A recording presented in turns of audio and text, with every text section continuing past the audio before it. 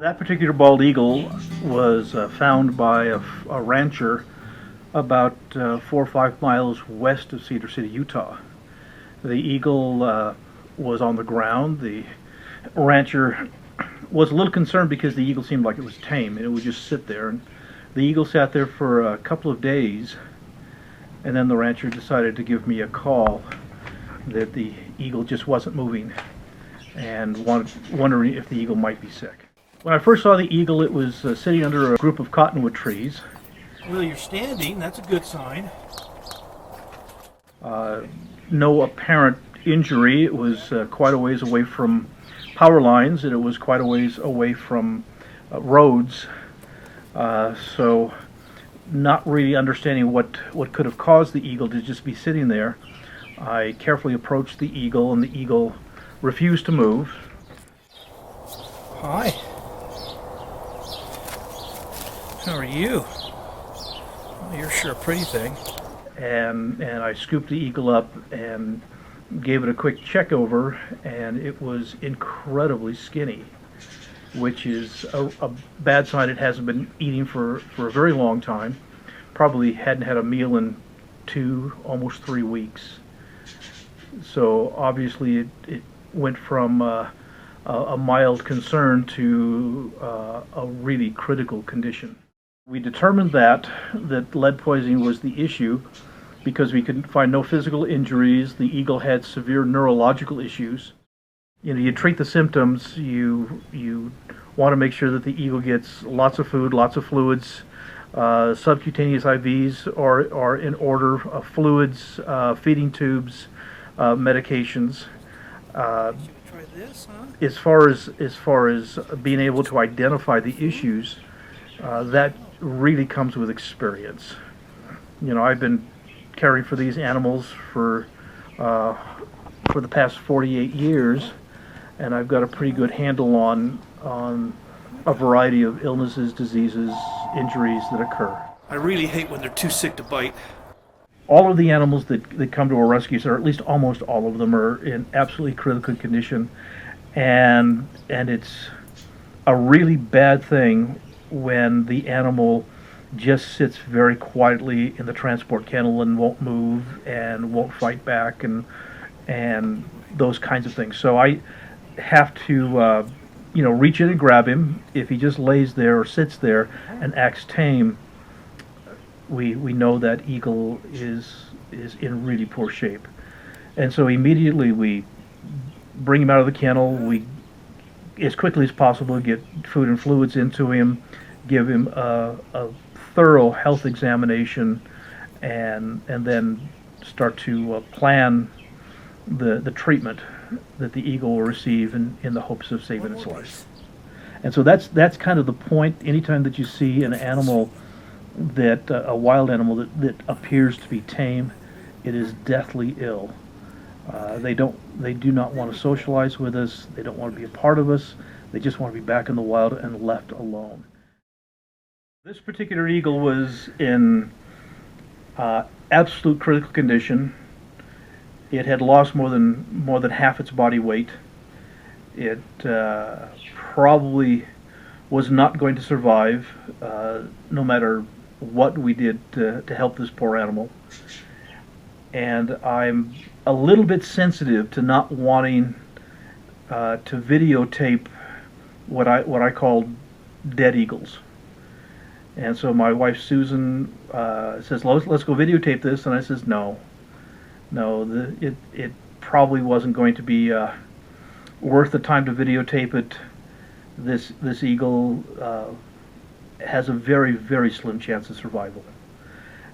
And so with extreme intensive care for 11 days, where the eagle couldn't stand, couldn't move, like I said, feeding tubes and everything we could do just to try to keep the poor little thing alive.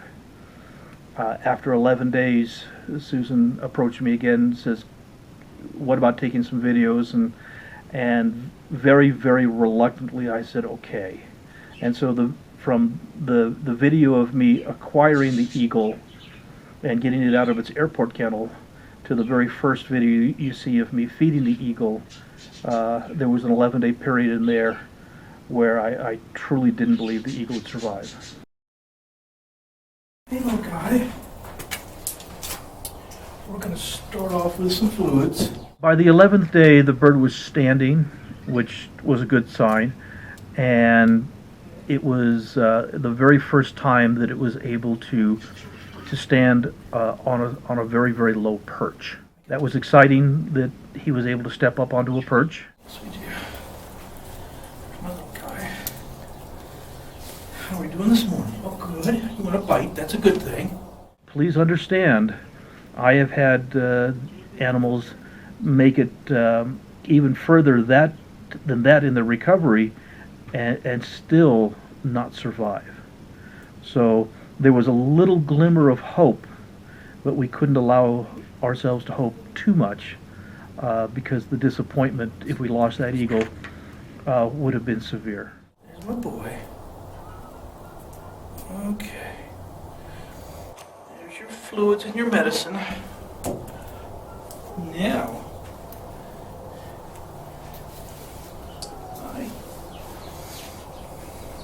do you want to try to do this standing on your own, or shall I hold you?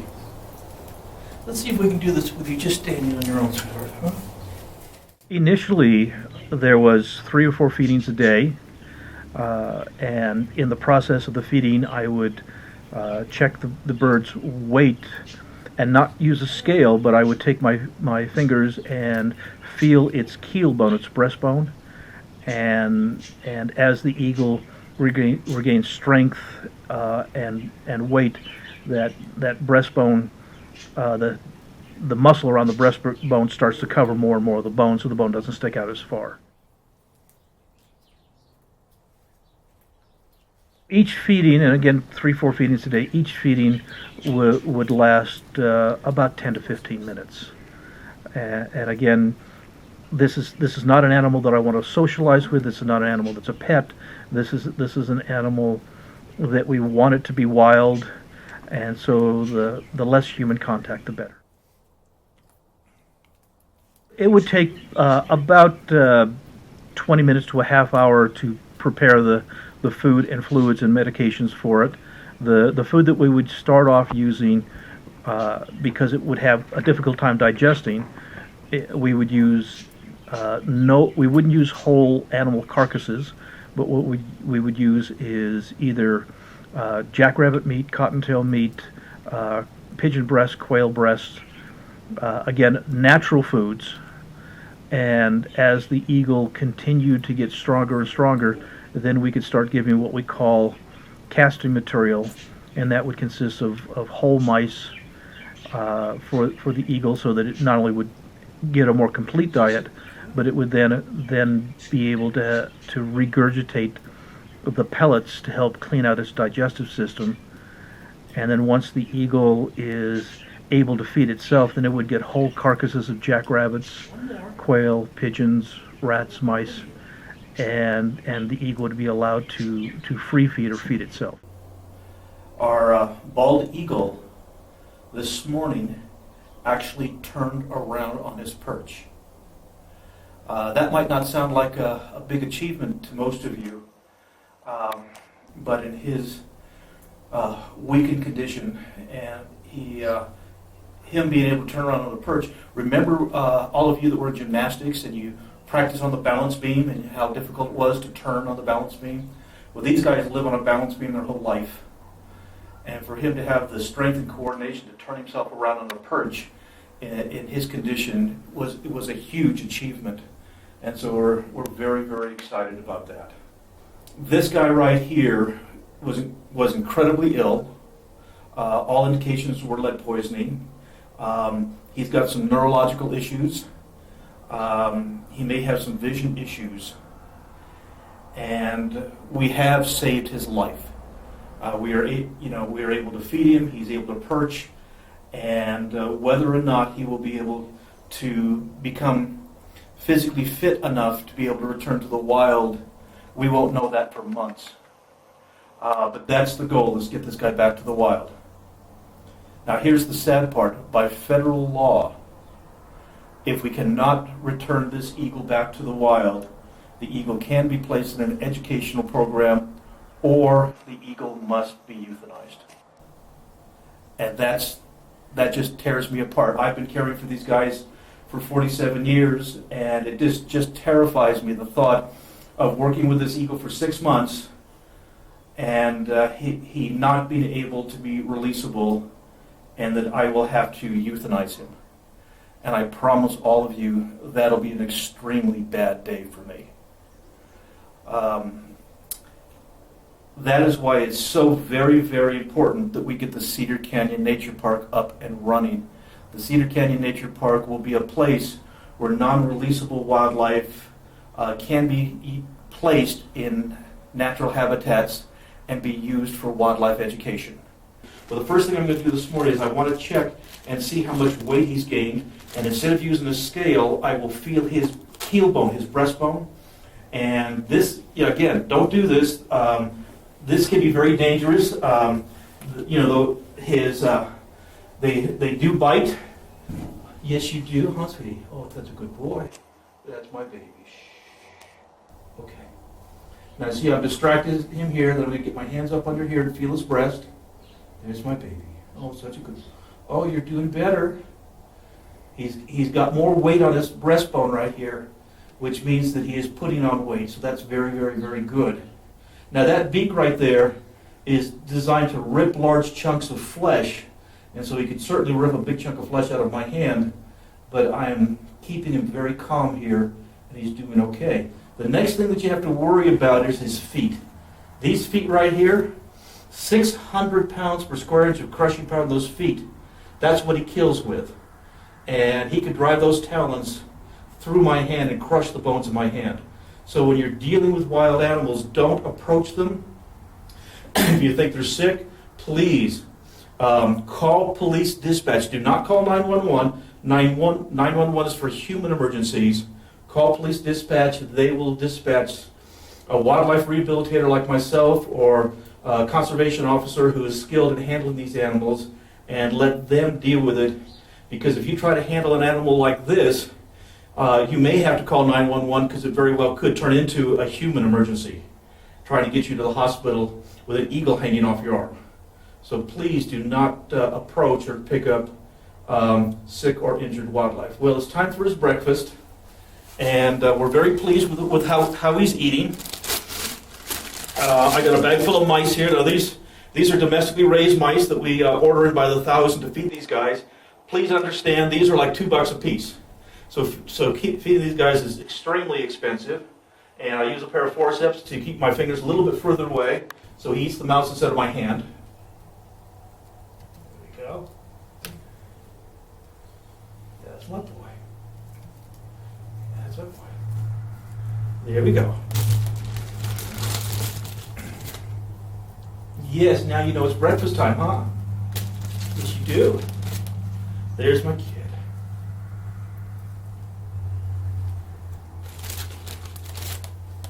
It's very important to feed them whole animals, not just meat. Basically, they need the fur, they need the feather, they need the bones, they need everything in order to help with their digestive system. And so this guy will put down a pretty good sized meal this morning, and that's really, really good. Like I said, he's gaining weight. He's got sufficient balance that he was able to turn around on his perch. There's my baby.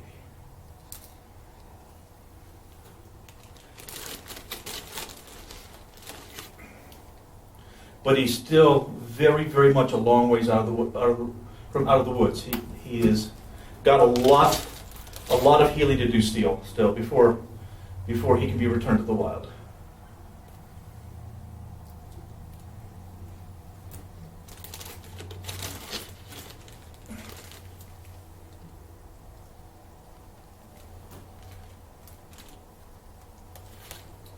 Okay, you've about got a crop full there, kiddo?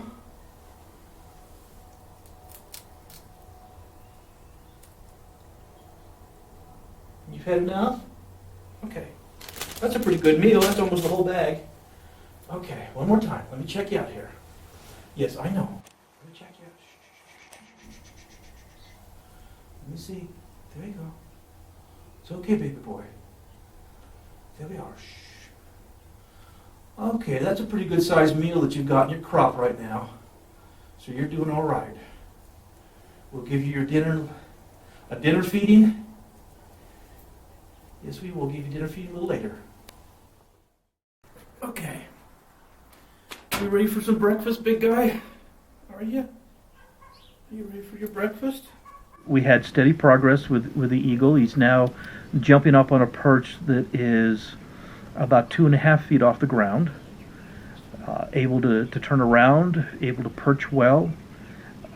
His balance is coming back. He's still very, very weak. We are feeding him whole animals, but he still doesn't have the physical strength to stand on a carcass and tear it apart to be able to feed himself. So we're still hand feeding him. You do it, sweetheart. Yeah. That's my boy. You got a lot more meat on you. You were so skinny when we got you. You're feeling so much better. Yes, you are. It's okay. You start with 3 or 4 feedings a day, and as the eagle starts to gain strength and abilities to swallow and to feed itself, then it goes to down to a single feeding a day, where you put a large portion of food in and allow the eagle to feed itself. Let's see. Oh, Bubba boy. What a good boy. What a good boy. Hmm? What a good boy. Yes, you're all right. Okay. You all right? You okay? What is a casting? Hmm? Tell us what a casting is. A casting is what is undigested. You can see right here what we're feeding him is whole mice. And he'll eat the whole thing, and then whatever he doesn't digest, the fur and bones and that kind of stuff. It's okay, sweetie. The furs and bones and that kind of stuff, he'll regurgitate into a pellet that comes out. People are more familiar with owl pellets, but all birds of prey cast pellets. Yeah, stay right there, sweetie. But you want a little bit here. Here's a pellet right here. And this is basically fur and bone and whatever else is not digestible.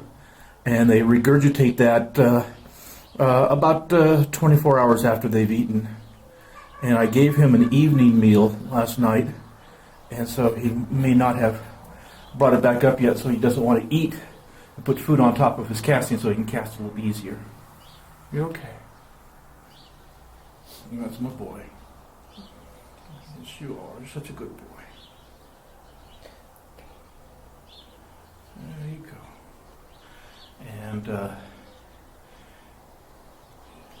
yeah, sweetie. There you go. And when I bring my hand in here, what I'm doing is I'm feeling for his keel bone. And basically, I don't want to just pick him up and put him on a scale every day. And so I can check and see if he's gaining weight by feeling the keel bone right here. And he's really put on a tremendous amount of weight since I first got him in. So that's what I'm doing there, is just checking his weight. It's okay. I know. I know. That's my boy.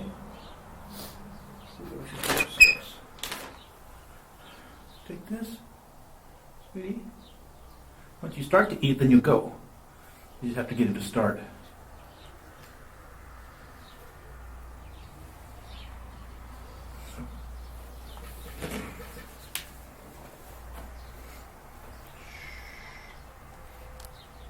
You want that? You want that? Do you want that, sweetie? There you go.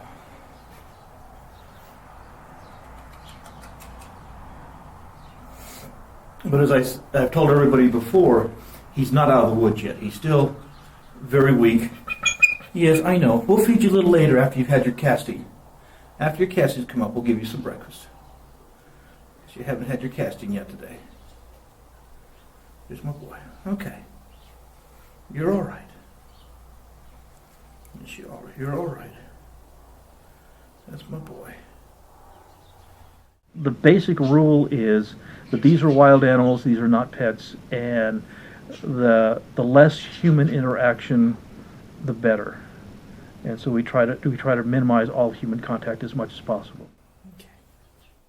When you're dealing with wildlife, once they start feeling better and healthier, they do not want to be in captivity. And that's kind of a point where things kind of get a little bit dangerous, because you walk in there and you need to continue the physical examination of the bird, but they don't want to be touched. As you saw in the earlier videos, the eagle just sat there, and I could touch his head and touch his chest and make sure that he's putting on weight. Once they get to the point where you walk in the chamber and they fly across the chamber, they do not want to be touched, they do not want you to grab them, to hold them, then it becomes a point where you take a pole net. You still have to do the examinations, but you take a pole net and you walk into the chamber and you net the bird, grab the bird's feet, watch out for the beak, because he will certainly at this point in time bite you viciously. The bird has regained its wild sense of independence, and it doesn't like the idea of having to socialize with a human. And so it's a really, really good sign when that eagle flies back and forth across the chamber, and I have to go and net the eagle to give it its physical examinations and make sure that the eagle is getting close to ready for release. Got it going? Okay. Okay. Here's what's going to happen now. I've got to go in, I've got to catch him. Now, this is a completely wild eagle. We've had him for a couple of months. We want to get him back in the wild, and I'll be really honest with you, we don't want him to like me. We want him to be afraid of humans so that when he leaves, he'll fly as far away and stay away from people for the rest of his life. That's a good thing. Now, the net allows me to get him as quickly and as efficiently as possible. So I'm going to step in, I'm going to grab him with the net and get a hold of him, and then we'll walk him over to the car. There's my boy. Step on in.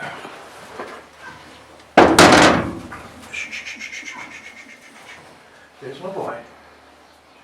There's my boy. Gotcha. Good. Oh, that, yeah. Good. Oh, we love that. Like I said, he's not tame. He's fighting like mad. That's really good. We like that. He's ready to go back to the wild where he belongs. So let's get a hold of his feet here. There we go. Oh, there's my boy.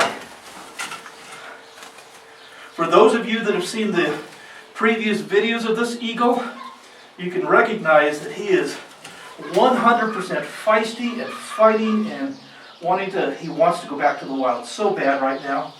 So that is wonderful. He is ready. If he wasn't fighting with me, I'd be worried. But since he wants to fight, that's terrific. We are going to get this guy released.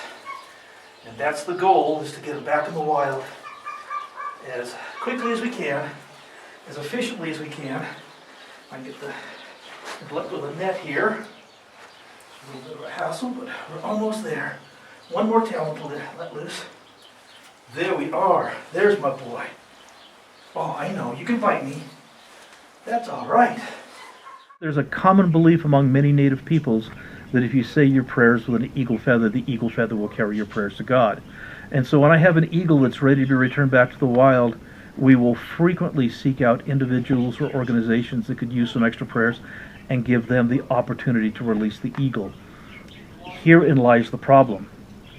By the time I can say, okay, the eagle is healthy enough and it's ready to be returned back to the wild, the eagle is fighting with me. The eagle does not want to be in captivity.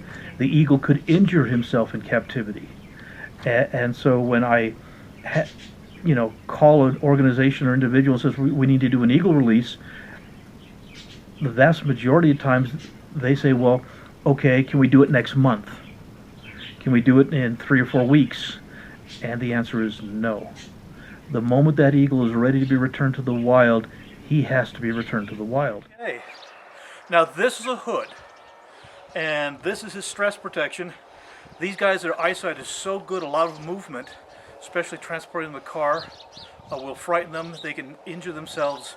And so we can put the hood over his head and block his vision, so he'll sit much quieter in the car. He'll be a lot calmer. So this is his stress protection. This is the first time a hood has gone on his head. So he's never worn one before. And we'll get this.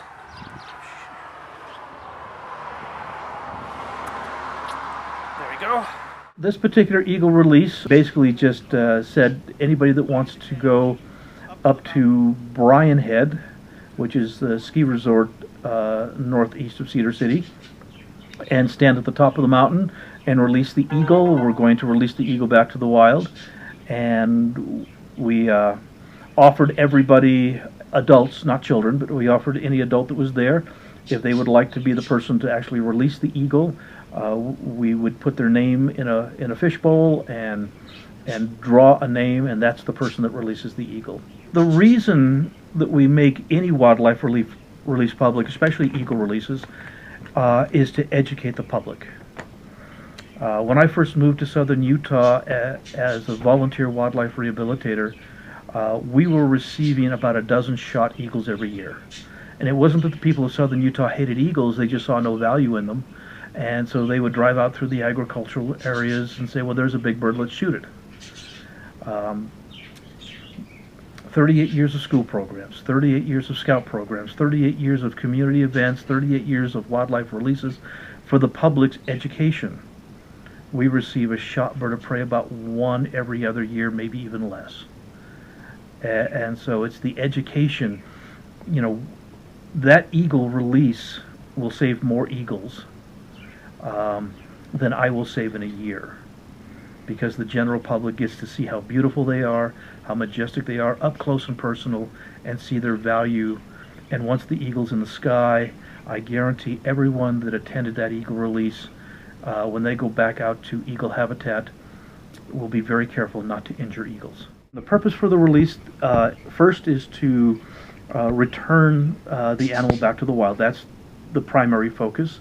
The second is education. The third is always to help bring awareness to our volunteer wildlife rescue organization.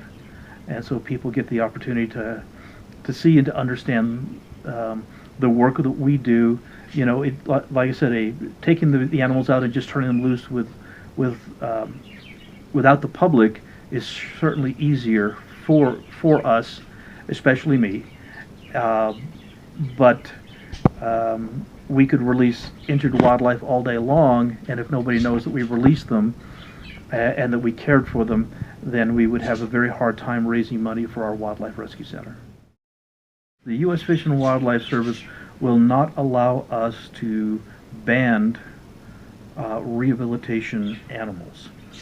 Now we can get a banding permit, and we can ban baby eagles in the nest, or we can ban eagles on their migration, trap them and take measurements and ban them for scientific study. But they do not allow us to ban wildlife rehabilitation animals. North of town here we have a roosting site where we have, you know, as many as 50 bald eagles come in and roost in the evenings. Are any of those the eagles that I rescued? Maybe, but I have no way of knowing. I would like to say that this particular eagle stands out because of its success and its willingness to fight for its life, and we were able to return to the wild. But that's a story that has occurred in my life hundreds of times. We need a lot of help. Probably the first and foremost that we need is people who have the skills and abilities to raise the funds necessary to build the Cedar Canyon Nature Park, to build our Wildlife Rescue Center, to build the Visitor Center, Natural History Museum, to build the eagle flight cages, and to build the exhibits where non-releasable wildlife can be on display for the public to see for educational programs. Then I certainly need skilled individuals who are educators. To do wildlife programs, I need skilled individuals who are highly qualified in veterinary services. I need builders, I need contractors, I need custodians, I need people who are willing to roll up their sleeves and help to run the Cedar Canyon Nature Park, keep the park running and beautiful. I need people with good botany experiences for the native plants. There's a million things that I need. And so, I always say, and this is so very true, that everyone not only has skills that we can use, but everyone knows someone that can help the Cedar Canyon Nature Park. Everybody wants to play with the animals, and I certainly understand that, but these are wild animals, and because we're working with wild animals, there's a 2-year training program you have to go through before you can even volunteer. So, if you really would like to help us, there's a lot of other avenues that we could really, really use. And in the process, if you're local in the Cedar City, Utah area, and would like to eventually be able to work with the animals, I need you to volunteer in other areas to help develop the Cedar Canyon Nature Park and our Wildlife Rescue Center. And the people that help us do that will certainly be first in line to be able to work with the sick, injured, and orphaned wildlife as the nature park develops. Visit our website, gowildlife.org. We've got beautiful wildlife t-shirts. Martin is an amazing photographer and has beautiful photographs of all kinds of wildlife, including this eagle. If you would like to make a donation and receive some of his beautiful photography, we also have a wonderful book out called Healer of Angels. It's stories of Martin growing up in his youth and overcoming a lot of difficulties as a child, the wisdom of his grandparents. It talks about how he got into falconry and the first bird he ever got. All kinds of wonderful stories. It's very inspirational. It'll have you laughing. Some of them will have you crying, but it's a great read. So any of those things if you're interested in, it helps us raise money to build the nature park and to take care of our wildlife rescue. Thank you very much. And if anybody would like to make a $25 donation to the Southwest Wildlife Foundation, I will send you a beautiful headshot portrait of this bald eagle.